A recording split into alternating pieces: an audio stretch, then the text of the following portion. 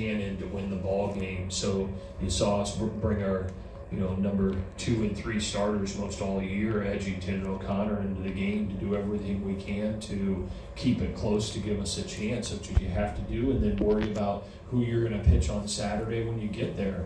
And O'Connor did a great job, brought Edgington into a situation that he hasn't been in this year. But part of that is you have to you believe in them, but you also have to find out what they're capable of doing going into next weekend. And so I think you'd never like to lose a game. We've been on a pretty great streak here, but you learn something about what maybe roles might look like coming in next weekend.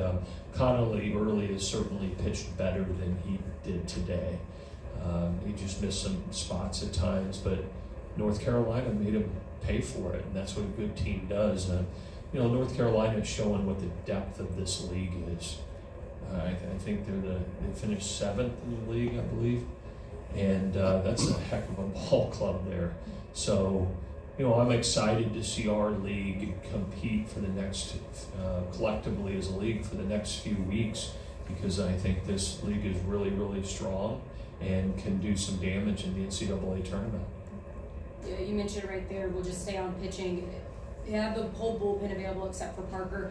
Couldn't really get into rhythm. Yeah. What exactly was the disconnect? Well, I thought, it starts with early. The 3 spot that they put up on him in the 4th inning was tough, certainly. But like I said, I thought Jack O'Connor, for a freshman, came in and did a great job and settled the game down. And I thought at the bottom of their lineup, and then when they turned it over to Cook, I thought Evan Blanco was a good option for us there for 3 batters, and then I knew that we were going to go to Edgington after him, and it just didn't work. I thought Edgington made some nice 2-strike pitches, but that's where the credit has to go to North Carolina with 2 strikes. They put the ball in play hard on the ground, and with 2 outs and runners in scoring position. The 2 situations that really kind of created separation in the ball game were the 2 times that we walked Horvath. That's out of respect for him. I think he's one of the great hitters in our league. It's no disrespect, to anybody that hits after him. But, you look at a stat sheet and you see somebody that has 20 home runs, and I know the quality of player he is, you make that decision. And both of those times, Edgington walked the next batter to set up bases loaded, right? And then Jay Woolfolk did the same thing.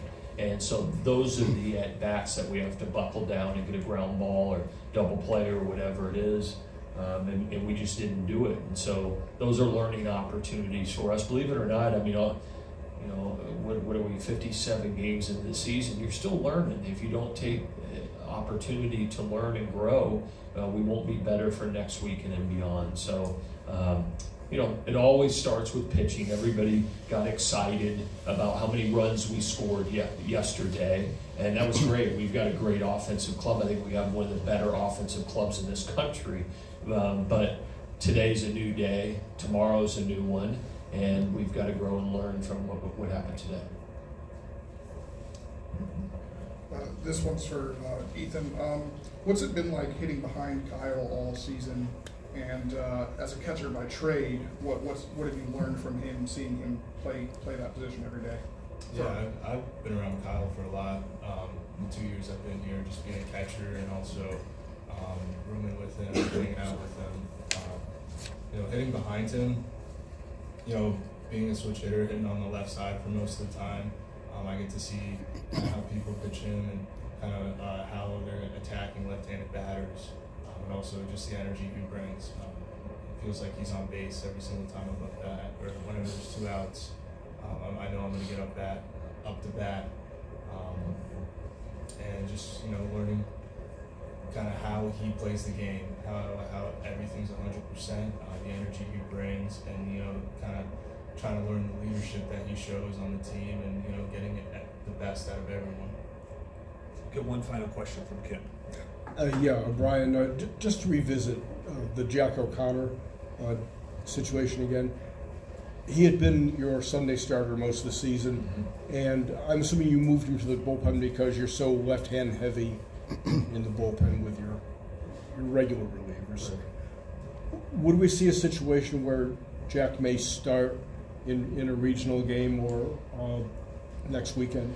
For sure. I mean, we'll just have to see how it goes. My plan this week was to pitch him out of the bullpen. He did a great job at Georgia Tech in the final game there, pitching out of the bullpen. And my plan was to use him out of the bullpen to win one of the two games, either yesterday or today, in a shorter outing.